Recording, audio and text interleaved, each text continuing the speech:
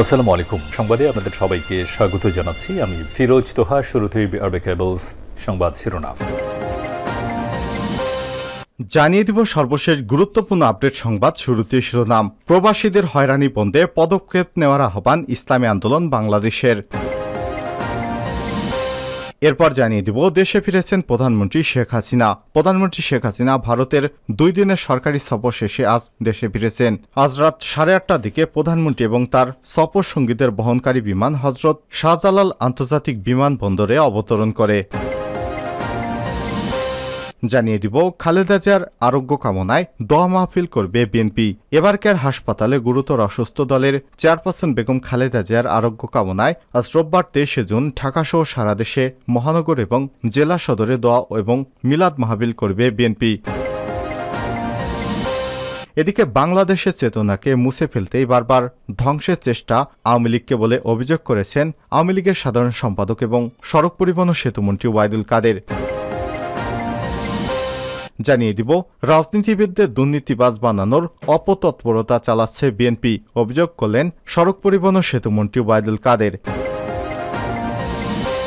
এবং সর্বশেষ জানিয়ে দিব মার্কিন পররাষ্ট্র দপ্তরে ইসরায়েল ফিলিস্তিন বিষয়ক শীর্ষ কর্মকর্তার পদত্যাগ। মার্কিন পররাষ্ট্র দপ্তরে ইসরায়েল ফিলিস্তিন বিষয়ক এক শীর্ষ কর্মকর্তা পদত্যাগ করেছেন। চলতি সপ্তাহে তিনি পদত্যাগ করেন। আজ ওয়াশিংটন পোস্টের এক প্রতিবেদনে সব তথ্য জানানো হয়েছে। পদত্যাগ করা ওই শীর্ষ কর্মকর্তার নাম অ্যান্ড্রু মিলার। ব্যক্তিগত কারণ দেখিয়ে তিনি পদত্যাগ করেছেন। প্রিয় দর্শক, এতক্ষণ শুনছিলেন সংবাদ শিরোনাম, এবারে বিস্তারিত। তবে তার আগে অনুরোধ থাকবে, আপনি কোন স্থান থেকে আমাদের সংবাদটি দেখছেন কমেন্ট করে জানিয়ে দিন এই সংবাদ সম্পর্কে আপনার মূল্যবান মতামত। প্রিয় দর্শক, আপনি যদি আমাদের চ্যানেলে নতুন হয়ে থাকেন, ভিডিওটি দেখতে দেখতে চ্যানেলটি সাবস্ক্রাইব করে রাখুন, যাতে করে আমাদের লেটেস্ট আপডেট সংবাদগুলো সবার আগে আপনার কাছে পৌঁছে যায়। এবারে বিস্তারিত। প্রবাসীদের হয়রানি বন্ধে পদক্ষেপ নেওয়ার আহ্বান ইসলামী আন্দোলন বাংলাদেশের। ইসলামী আন্দোলন বাংলাদেশের কেন্দ্রীয় মহিলা এবং পরিবার কল্যাণ সম্পাদক ও ইসলামী যুব আন্দোলনের কেন্দ্রীয় সভাপতি যুবনেতা মাওলানা মোহাম্মদ নেসারউদ্দিন বলেছেন, প্রবাসীদের হাড়ভাঙ্গা পরিশ্রমে দেশের অর্থনীতির চাকা সবল হয়। প্রবাসীরা দেশপ্রেমে উদ্বুদ্ধ হয়ে হাজার হাজার কোটি টাকা রেমিটেন্স পাঠিয়ে দেশকে অর্থনৈতিকভাবে সমৃদ্ধকরণে ভূমিকা পালন করছে। অথচ এই প্রবাসীরা প্রতিটি সেক্টরে নানাবিধ হয়রানির শিকার হন। এ সময় সব ধরনের হয়রানি বন্ধ এবং প্রবাসীদের সকল সমস্যা দ্রুত সমাধানে কার্যকরী পদক্ষেপ গ্রহণের আহ্বান জানান তিনি। শুক্রবার 22 জুন সন্ধ্যায় ইসলামী আন্দোলন বাংলাদেশের সৌদি আরবের জেদ্দা আল বাদি শাখার উদ্যোগে জেদ্দার সুক আল বাদি ভোজন বিলাসে আলোচনা সভা এবং ঈদ পুনর্মিলনী অনুষ্ঠানে প্রধান অতিথির বক্তব্যে আহ্বান জানান মাওলানা নেসারউদ্দিন। এ সময় তিনি বলেন, পাসপোর্ট নবায়নের সমস্যা। ছুটিতে দেশে গেলে এয়ারপোর্টে কর্মকর্তা কর্মচারীরা তাদের মানুষই মনে করে না, তাদের সঙ্গে যাতা ব্যবহার করে তাদের সামানাপত্র ফিকে মারে, লাগেজ আটকে রাখে, লাগেজ খুলে মালামাল নিয়ে পালিয়ে যায়। এসব ঘটনা অহরহ ঘটছে। এভাবে নানাবিধ সমস্যায় প্রবাসীরা জর্জরিত। মাওলানা নেসারউদ্দিন আরো বলেন, প্রবাসী অবাঞ্ছিত ঘোষণা করা হয় প্রবাসীদের। প্রবাসে অবস্থিত বাংলাদেশের দূতাবাস কর্মকর্তারাও অত্যন্ত খারাপ ব্যবহার করে থাকেন প্রবাসীদের সঙ্গে। পাসপোর্ট নবায়নে গড়িমসি করে হয়রানি করে থাকেন প্রবাসীরা। কাগজপত্রের সমস্যা, কাজের সমস্যা এবং ইকামার সমস্যায় বেশি ভোগেন। বিদেশে কোনো প্রবাসী শ্রমিক কোনো সমস্যায় পড়লে দূতাবাসে জানালো তারা খুব কমই কেয়ার করেন। এগুলো সমাধানে দূতাবাস উদ্যোগ নিলে খুব সহজেই সমাধান হয়ে যাবে। প্রবাসীদের সঙ্গে খারাপ আচরণ করলে তারা কিভাবে প্রবাসে থাকবে? এমনি তো প্রবাস জীবন খুবই কঠিন।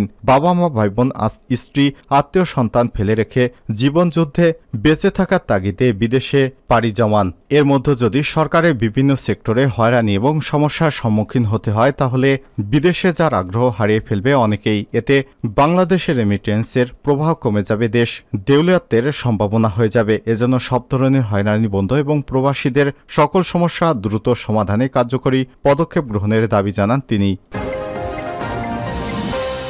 দেশে ফিরেছেন প্রধানমন্ত্রী শেখ হাসিনা। প্রধানমন্ত্রী শেখ হাসিনা ভারতে 2 দিন সরকারি সফর শেষে আজ দেশে ফিরেছেন। শনিবার 22 জুন রাত 8:30টার দিকে প্রধানমন্ত্রী এবং তার সফর সঙ্গীদের বহনকারী বিমান হজরত শাহজালাল আন্তর্জাতিক বিমানবন্দরে অবতরণ করে। এর আগে আজ সন্ধ্যা 6:20 প্রধানমন্ত্রী এবং তার সফর সঙ্গীদের বহনকারী বিমান বাংলাদেশ এয়ারলাইন্সের একটি ফ্লাইট নয়াদিল্লির পালাম বিমানবন্দর ত্যাগ করে নয়াদিল্লির ভিভিআইপি বিমানবন্দর পালাম এয়ারফোর্স স্টেশন ত্যাগকালে ভারতের উচ্চ পর্যায়ের একটি প্রতিনিধি দল এবং ভারতে নিযুক্ত বাংলাদেশের হাই কমিশনার মুস্তাফিজুর রহমান প্রধানমন্ত্রীকে বিদায় জানান। লোকসভা নির্বাচনের পর বিজেপির নেতৃত্বাধীন জোট টানা তৃতীয়বারের মতো ভারতের সরকার গঠন করার পর ভারতে কোনো সরকার প্রধান অর্থাৎ শেখ হাসিনার এটি প্রথম দ্বিপক্ষীয় সফর। এছাড়াও এই সফরটি ছিল ভারতে 15 দিনের কম সময়ে ভারতের রাজধানীতে শেখ হাসিনার দ্বিতীয় সফর। এর আগে তিনি 9 জুন মোদির শপথ গ্রহণ অনুষ্ঠান এ আমন্ত্রিত বিশিষ্ট ব্যক্তিদের মধ্যে ছিলেন। প্রধানমন্ত্রীর এ সফরে ঢাকা নয়াদিল্লি আজ দুটি প্রতিবেশী দেশের মধ্যে ক্রমবর্ধমান সম্পর্ককে আরও সুসংহত করতে 7টি নতুন এবং 3টি নবায়নকৃত মোট 10টি সমঝোতা স্বাক্ষর MOU স্বাক্ষরিত হয়েছে। শুক্রবার 21 জুন বিকেলে 4:45টায় সফরসঙ্গীদের নিয়ে পালাম বিমানবন্দরে পা রাখেন প্রধানমন্ত্রী শেখ হাসিনা। এ সময় প্রধানমন্ত্রীকে স্বাগত জানান ভারতের পররাষ্ট্রমন্ত্রী এবং পরিবেশ বিষয়ক প্রতিমন্ত্রী কীর্তিবর্ধন সিং। খালেদা জিয়ার আরোগ্য কামনায় দোয়া মাহফিল করবে বিএনপি। রাজধানীর এবারকের হাসপাতালে গুরুতর অসুস্থ দলের চেয়ারপারসন বেগম খালেদা জিয়ার আরোগ্য কামনায় রোববার 23 জুন ঢাকাসহ সারা দেশের মহানগর এবং জেলা সদরে দোয়া এবং মিলাদ মাহফিল করবে বিএনপি। এদিন ঢাকার নয়াপল্টনে বেলা 11:30টায় এ দোয়া অনুষ্ঠান অনুষ্ঠিত হবে। এতে দলের মহাসচিব মির্জা ফখরুল ইসলাম আলমগীর সহ জ্যেষ্ঠ নেতারা অংশগ্রহণ করবেন। শনিবার 22 জুন সন্ধ্যায় রাজধানীর নয়াপল্টনে দলের কেন্দ্রীয় কার্যালয়ে এক সংবাদ সম্মেলনে দলটির সিনিয়র যুগ্ম মহাসচিব রুহুল কবির রিজভী এই কর্মসূচি ঘোষণা করেন। তিনি বলেন, ম্যাডাম এবারকার হাসপাতালে ডাক্তারদের নিবিড় পর্যবেক্ষণে চিকিৎসাধীন। আমরা দলের নেতাকর্মী সবাই বিষণ্ণ। আমরা মহান আল্লাহর কাছে তার সুস্থতার জন্য সবসময় দোয়া চাইব। শ্বাসকষ্টের কারণে হঠাৎ অসুস্থতায় শুক্রবার 21 জুন গভীর রাতে বিএনপির চেয়ারপারসন খালেদা জিয়াকে অ্যাম্বুলেন্সে করে রাজধানীর এবারকার হাসপাতালে ভর্তি করা হয়। 79 বছর বয়সী খালেদা জিয়া ডায়াবেটিক্স, আর্থারাইটিস ছাড়াও হৃদরোগ, ফুসফুস, লিভার, কিডনি সহ বিভিন্ন জটিল রোগে ভুগছেন। সাংবাদিকদের এক প্রশ্নের জবাবে রুহুল কবির রিজভী বলেন, বেগম খালেদা জিয়ার প্রতি সরকারের অমানবিক ব্যবহার এবং আচরণ করছে। তারা যেভাবে তার মানবাধিকার এবং মানবতা হরণ করেছে, এটা যদি সত্যিকার গণতান্ত্রিক সরকার থাকতো তাহলে করতে পারত না। দেশের সত্যিকার অর্থে আইনের শাসন এবং বিচার বিভাগ স্বাধীনতা থাকলে এমনটা হতো না। এ সময় তিনি আর বলেন, ওনাকে অর্থাৎ খালেদা জিয়া অন্যায়ভাবে মামলা দেওয়া হয়েছে। যে অভিযোগে তার বিরুদ্ধে আনা হয়েছে এর সঙ্গে ন্যূনতম কোনো সম্পর্ক তার নেই। যে মামলায় খালেদা জিয়াকে সাজা দেওয়া হয়েছে, নিম্ন আদালত 5 বছর দিলেন, হাইকোর্ট সেটা 10 বছর করে দিলেন। তাতেই মনে হয়েছে যে সবকিছু সরকারের নিয়ন্ত্রণে। সংবাদ সম্মেলনে বিএনপির যুগ্ম মহাসচিব খায়রুল কবির খোকন, হাবিবুন নবী খান সোহেল, শহীদ উদ্দিন চৌধুরী আনি, আব্দুস সালাম আজাদ, সৈয়দ ইমরান সালে প্রিন্স প্রমুখ উপস্থিত ছিলেন। বাংলাদেশের চেতনাকে মুছে ফেলতেই বারবার ধ্বংসের চেষ্টা আওয়ামী লীগকে।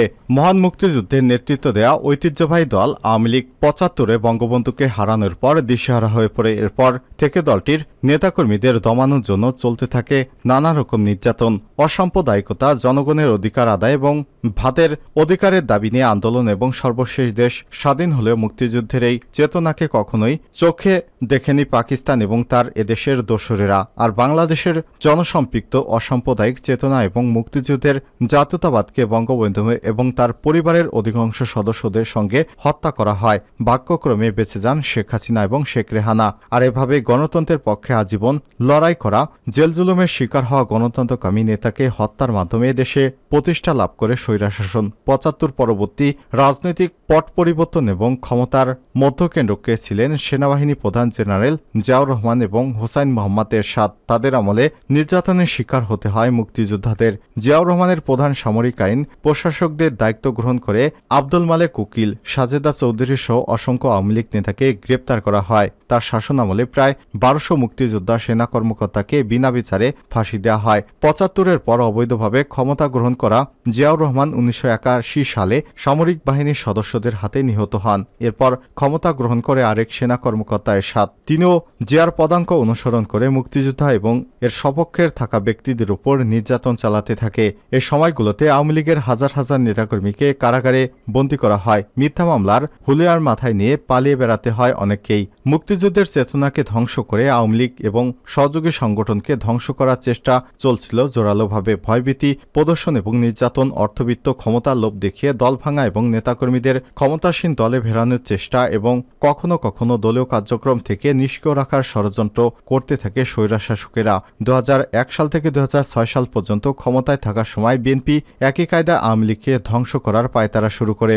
অষ্টম জাতীয় সংসদ নির্বাচনের কারচুপির মাধ্যমে জয়লাভের ঠিক পরপরই তারা দেশে শুরু করেছিল হিন্দু এবং অন্যান্য সংখ্যালঘু সম্প্রদায়, আওয়ামী লীগ নেতাকর্মী এবং সাধারণ মানুষের উপর অকথ্য হামলা। এ সময় 25,000-এর বেশি আওয়ামী লীগ এর নেতাকর্মীকে হত্যা করেছিল বিএনপি জামাত জোট, পঙ্গু করেছিল হাজার হাজার নেতাকর্মীকে, ধর্ষণের শিকার হয়েছিল শত শত মহিলা, এমনকি শিশুরাও। বিএনপির এই শাসন আমলে আওয়ামী লীগের সাংসদ এবং জাতীয় শ্রমিক লীগের সভাপতি আহসানুল্লাহ মাস্টারকে সন্ত্রাসী ব্রাশ ফায়ারে হত্যা করা হয়। এছাড়াও সাবেক অর্থমন্ত্রী এবং আওয়ামী লীগ নেতা শাহ এস এম কিবরিয়াকে তার 3 সহযোগী সহ হবিগঞ্জে বোমা মেরে হত্যা করা হয়। একই সঙ্গে ঘটে 21 আগস্ট গ্রেনেড হামলার মতো ভয়াবহ ঘটনা। নির্বাচনের 2/3 সংখ্যাগরিষ্ঠতা পাওয়ার পর সুপ্রিম কোর্টের বিচারপতিদের অবসরে বয়সসীমা বাড়িয়ে সংবিধানের একটি বড় সংশোধনী আনে বিএনপি সরকার। অভিযোগ রয়েছে, নিজেদের পছন্দের প্রধান বিচারপতিকে তত্ত্বাবধায়ক সরকারের প্রধান হিসেবে রেখে নির্বাচনের সময় সুবিধা আদায়ের জন্য এই কাজ করেছিল বিএনপি সরকার। এর বিরুদ্ধে তীব্র আন্দোলন গড়ে তোলে তৎকালীন আওয়ামী লীগ। বিএনপি ক্ষমতা ধরে রাখার অপচেষ্টার কারণে 2006 সালের পর বাংলাদেশে 2 বছর অনির্বাচিত সরকার ক্ষমতায় ছিল। সেনা সমর্থক তত্ত্বাবধায়ক সরকারের নামে ওই সরকার আওয়ামী লীগ সভানেত্রী বঙ্গবন্ধু কন্যা শেখ হাসিনা সহ দলটির শীর্ষ নেতাদের জেলে পাঠায়, তাদের বিরুদ্ধে বিভিন্ন রকম মিথ্যা মামলা দিয়ে থাকে। তবে আওয়ামী লীগের সাধারণ সদস্যরা আন্দোলনের ঐতিহ্য এবং নেতাকর্মীদের দৃঢ়তার কাছে টিকতে পারেনি দেশবিরোধী এই অপশক্তিগুলো। আওয়ামী লীগের আন্দোলনের কারণে 2008 সালে একটি তত্ত্বাবধায়ক সরকারের অধীনে বাংলাদেশে একটি সুষ্ঠু নির্বাচন হয়, যেখানে বিপুল ভোটে জয়লাভ করে আওয়ামী লীগ। এই আওয়ামী লীগেরই এবার 75তম প্রতিষ্ঠাবার্ষিকী, এগুলো বলছিলেন আওয়ামী লীগের পক্ষ থেকে।